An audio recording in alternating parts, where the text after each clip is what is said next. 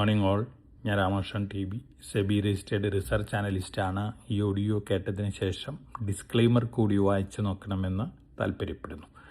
ഇന്ന് നമ്മൾ എക്സ്പെക്റ്റ് ചെയ്യുന്നത് സ്ലൈറ്റ്ലി വീക്ക് ഓപ്പണിംഗ് അല്ലെങ്കിൽ ഒരു ഫ്ലാറ്റ് ഓപ്പണിംഗ് ആണ്. ഏഷ്യയിലെ മെജോറിറ്റി മാർക്കറ്റുകളും ഫ്ലാറ്റ് അല്ലെങ്കിൽ സ്ലൈറ്റ്ലി വീക്കാണ്. അതേസമയം സൗത്ത് കൊറിയൻ മാർക്കറ്റ് വീണ്ടും പുതിയ റെക്കോർഡ് ഹൈ ഹിറ്റ് ചെയ്തിട്ടാണ് മോർണിംഗിൽ ട്രേഡ് ചെയ്യുന്നത്. ഫ്ലാഷ് മെമ്മറി ഉണ്ടാക്കുന്ന SK ഹൈനിക്സ് വീണ്ടും ഇന്ന് പുതിയ റെക്കോർഡ് ഹൈ ഹിറ്റ് ചെയ്ത് റെക്കോർഡ് ഹൈയിലാണ് മോർണിംഗിൽ ട്രേഡ് ചെയ്യുന്നത്. ഒപ്പം ഇന്നലെ അമേരിക്കൻ മാർക്കറ്റുകളുടെ സിറ്റുവേഷൻ നോക്കുകയാണെങ്കിൽ അമേരിക്കയിൽ ഡൗ ജോൺസ് ഒഴികെ മറ്റെല്ലാ ഇൻഡെക്സുകളും സ്ലൈറ്റ്ലി ബെറ്റർ ആയിട്ടാണ് ഇന്നലെ ക്ലോസ് ചെയ്തിരിക്കുന്നത്. ടെക്നോളജി സ്റ്റോക്കുകളും മെജോറിറ്റിയും ഇന്നലെ മുന്നേറിയിരിക്കുകയാണ്. നാളെയാണ് മാഗ്നിഫിസൻറ്റ് 7 കമ്പനികളിലെ 4 കമ്പനികളുടെ Q1 റിസൾട്ടുകൾ അനൗൺസ് ചെയ്യുന്നത്. മറ്റന്നാൾ ആപ്പിളിൻ്റെ റിസൾട്ടും വരുന്നുണ്ട്. അപ്പോൾ തീർച്ചയായിട്ടും ഈ റിസൾട്ടുകളാണ് അമേരിക്കയിൽ ടെക്നോളജി സ്റ്റോക്കുകളുടെ ട്രെൻഡ് ഡിക്റ്റേറ്റ് ചെയ്യാൻ പോകുന്നത്. ഇന്നലത്തെ പെർഫോമൻസ് നോക്കുകയാണെങ്കിൽ NVIDIA വീണ്ടും പുതിയ റെക്കോർഡ് ഹൈ ഹിറ്റ് ചെയ്തിരിക്കുകയാണ്. NVIDIAയുടെ മാർക്കറ്റ് ക്യാപിറ്റലൈസേഷൻ $5.26 ട്രില്യൺ ആയിട്ട് ഉയർന്നിരിക്കുകയാണ്. ആൽഫബറ്റും ഇന്നലെ പുതിയ റെക്കോർഡ് ഹൈ ഹിറ്റ് ചെയ്തിരിക്കുകയാണ്. ആൽഫബറ്റിൻ്റെ മാർക്കറ്റ് ക്യാപിറ്റലൈസേഷൻ $4.25 ട്രില്യൺ ആയിട്ട് ഉയർന്നിരിക്കുകയാണ്. അപ്പോൾ അമേരിക്കയിൽ പൊതുവെ ടെക്നോളജി സ്റ്റോക്കുകളുള്ള റാലി തന്നെയാണ് ഒരു പോസിറ്റീവ് മൊമെൻറ്റം ഉണ്ടാക്കിയിട്ടുള്ളത്. അതോടൊപ്പം തന്നെ ഫ്ലാഷ് മെമ്മറി ഉണ്ടാക്കുന്ന സാൻഡിസ്ക് ഇന്നലെ വീണ്ടും വലിയ രീതിയിലാണ് മുന്നേറിയിരിക്കുന്നത്. $120.66 പെർ ഷെയർ ആണ് ഇന്നലെ ഹിറ്റ് ചെയ്തിട്ടുള്ള റെക്കോർഡ് ഹൈ. അനലിസ്റ്റുകളെല്ലാം തന്നെ ഈ ഷെയറിൻ്റെ ടാർഗറ്റ് പ്രൈസ് 1400 ഉയർത്തിയിട്ടുണ്ട്. തീർച്ചയായിട്ടും അടുത്ത ദിവസങ്ങളിലും ഈ സ്റ്റോക്ക് മുന്നേറാനുള്ള സാധ്യതകളാണ് കാണുന്നത്.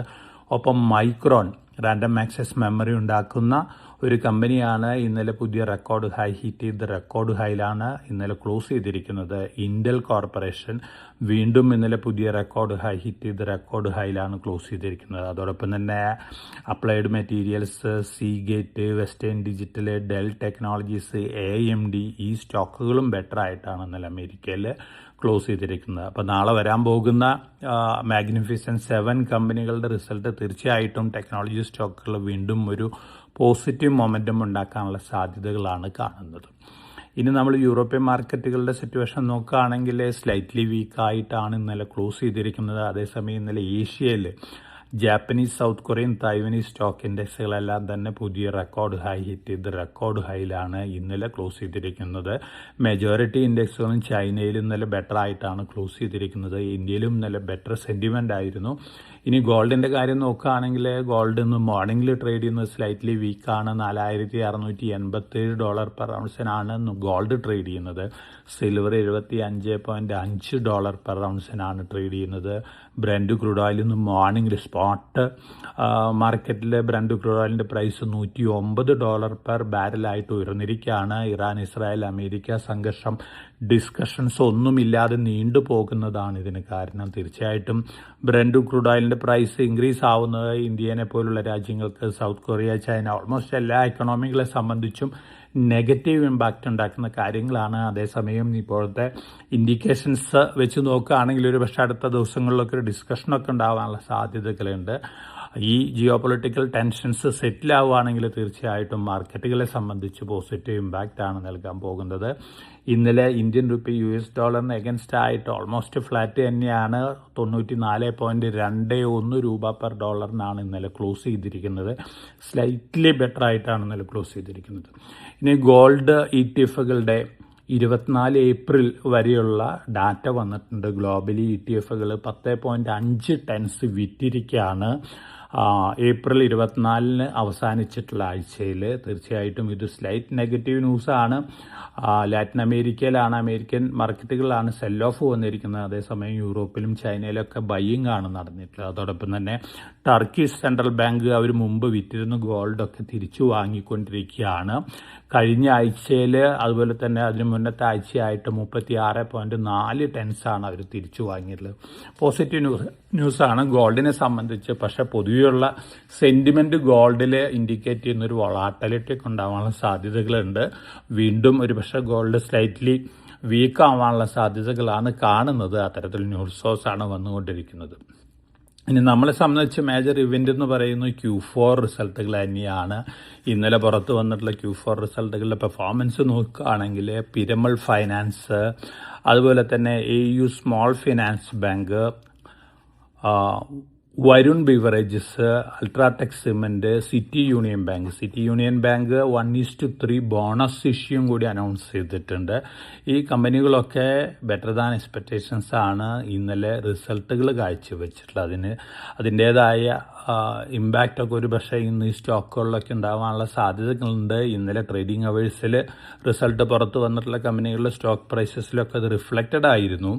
അതോടൊപ്പം തന്നെ മറ്റു ന്യൂസ് ഫ്ലോസ് പൊതുവെ നോക്കുകയാണെങ്കിൽ സ്റ്റീൽ പ്രൈസസ് ഗ്ലോബലി വലിയ രീതിയിൽ വീണ്ടും മുന്നേറിക്കൊണ്ടിരിക്കുകയാണ്. ഇന്ത്യയിലും അത്തരത്തിലുള്ള സിറ്റുവേഷനാണ്, ഏഷ്യയിലും അത്തരത്തിലുള്ള സിറ്റുവേഷനാണ്.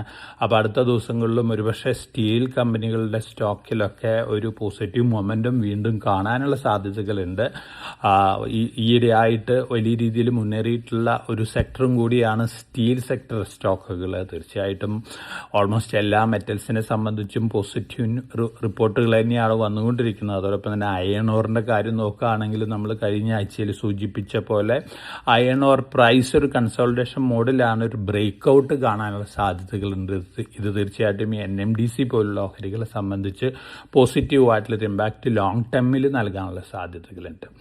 ബാങ്ക് ഓഫ് ജപ്പാന്റെ ഇൻട്രസ്റ്റ് റേറ്റ് ഡിസിഷൻ ഇന്നാണ് വരാൻ പോകുന്നത്. സ്റ്റാറ്റസ് കോ മെയിൻറ്റെയിൻ ചെയ്യുന്നതാണ് എല്ലാവരും എക്സ്പെക്ട് ചെയ്യുന്നത്.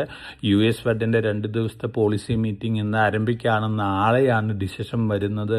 USലും സ്റ്റാറ്റസ് കോ മെയിൻറ്റെയിൻ ചെയ്യാനുള്ള സാധ്യതകളാണ് കാണുന്നത്. അപ്പോൾ തീർച്ചയായിട്ടും ഈ ആഴ്ചയിലത്തെ മേജർ ഇവൻറ്റുകൾ, ഇനി വരാൻ പോകുന്ന Q4 റിസൾട്ടുകൾ, ജിയോ പൊളിറ്റിക്കൽ ടെൻഷൻസ്, അതുപോലെ തന്നെ US ഫെഡിന്റെ പോളിസി ഡിസിഷൻ, ബാങ്ക് ഓഫ് ജപ്പാന്റെ പോളിസി ഡിസിഷൻ, ബാങ്ക് ഓഫ് ഇംഗ്ലണ്ടിന്റെ പോളിസി ഡിസിഷൻ, യൂറോപ്യൻ സെൻട്രൽ ബാങ്കിന്റെ പോളിസി ഡിസിഷൻ, ഈ ഫാക്ടേഴ്സാണ് ഈ ആഴ്ചയിൽ ഗ്ലോബൽ മാർക്കറ്റുകളെ ഇമ്പാക്റ്റ് ചെയ്യാൻ പോകുന്നത്. തീർച്ചയായിട്ടും അടുത്ത ആഴ്ച തിങ്കളാഴ്ച ഇന്ത്യയിലത്തെ ബൈ ഇലക്ഷൻസിന്റെ റിസൾട്ടുകളും വരാനുണ്ട്. അപ്പോൾ തീർച്ചയായിട്ടും ഈ ആഴ്ച നമ്മൾ എക്സ്പെക്ട് ചെയ്യുന്ന ഒരു പോസിറ്റീവ് മൊമെന്റ് ആണ്. ഇപ്പോഴത്തെ ഡൊമസ്റ്റിക് ഫാക്ടേഴ്സും അതുപോലെ തന്നെ Q4 റിസൾട്ടുകളും ഗ്ലോബൽ മാർക്കറ്റുകളിലെ പൊതുവെയുള്ള പെർഫോമൻസും വെച്ച് നോക്കുമ്പോൾ എക്സ്പെക്ട് ചെയ്യുന്നത്. പക്ഷേ ജിയോ പൊളിറ്റിക്കൽ ടെൻഷൻസ് വഷളാവുകയാണെങ്കിൽ, ബ്രന്റ് ക്രൂഡ് ഓയിൽ പ്രൈസ് വീണ്ടും മുന്നേറുകയാണെങ്കിൽ തീർച്ചയായിട്ടും ഇന്ത്യൻ മാർക്കറ്റിനെ സംബന്ധിച്ച് അത് വീണ്ടും നെഗറ്റീവായിട്ടൊരു ഇമ്പാക്റ്റ് നൽകാനുള്ള സാധ്യതകളൊക്കെയുണ്ട്. എന്നിരുന്നാലും ഫോറിൻ പോർട്ട്ഫോളിയോ ഇൻവെസ്റ്റേഴ്സിന്റെ സെല്ലിംഗ് പ്രഷർ കുറഞ്ഞുകൊണ്ടിരിക്കുകയാണ്. തീർച്ചയായിട്ടും എമർജിംഗ് മാർക്കറ്റുകളിൽ ഏറ്റവും അണ്ടർ പെർഫോമിംഗ് മാർക്കറ്റാണ് ഇന്ത്യൻ മാർക്കറ്റ്. വേഴ്സ്റ്റ് സീംസ് ഓവറാണ്. പക്ഷെ നമ്മൾ വലിയ രീതിയിലുള്ള ഒരു ബുള്ളിഷ് റാലി ഒന്നും തന്നെ ഇമ്മീഡിയറ്റ് ആയിട്ട് എക്സ്പെക്ട് ചെയ്യുന്നില്ല. അപ്പോൾ എല്ലാവർക്കും നല്ലൊരു ട്രേഡിൻ്റെ ആശംസിച്ചുകൊണ്ട് ഞാൻ ഇന്നത്തെ പ്രീ മാർക്കറ്റ് കമൻട്രിയോട് അവസാനിപ്പിക്കുകയാണ്. Thank you.